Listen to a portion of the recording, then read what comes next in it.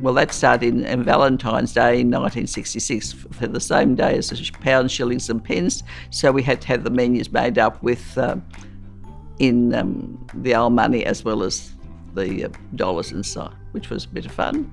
Dancing every night of the week, a band every night, fantastic food. Even now when we have functions, there's usually someone who will remember going there all those years ago. It was a good era. I suppose it was, but we just did it. You just, like all migrants, you get on and you do it. You don't if you stopped and thought about how hard it was going to be or what it was going to cost, you'd never do anything. When we started, my husband insisted everybody wear a coat and tie. You probably don't remember those days, but he wouldn't let anyone in unless they had a coat and tie. So we had this collection of coats and ties, my husband had. And if they came in without a coat and tie, we'd lend them one of ours. But that set a really high standard.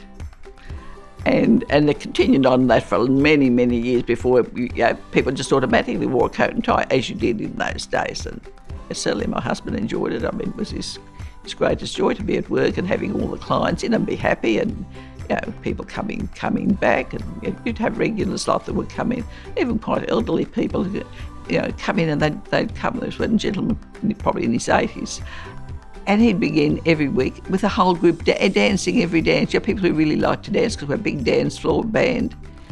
Very different to restaurants now. You had a business clientele that were there. Like we had people like Lord Snowden come in when he was there. And, yes, Edmund Hillary was there, dined. I don't remember who brought him in, but he was loved. Very tall man he was. I remember that about him. And charming. They were all charming when you meet them. One of my greatest thrills actually was to meet Douglas Bartler. Douglas Bartler was the first man to learn to walk without legs. And he learned to walk. He's a pilot. And then he learned to fly the plane. There were a lot of well-known people. I can't even remember them all. Anybody who was anybody came. Oh, I'm very proud. I'm very proud of what my husband achieved. It was all he's doing. He was the ambitious one. I certainly wasn't. But yes, I was very proud of him.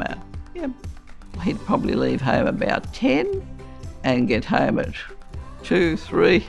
The kitchen would be well closed by then, but there'd always a few that'd sit around and coffee. There was always 1 or 2 people, and you never told people to go home.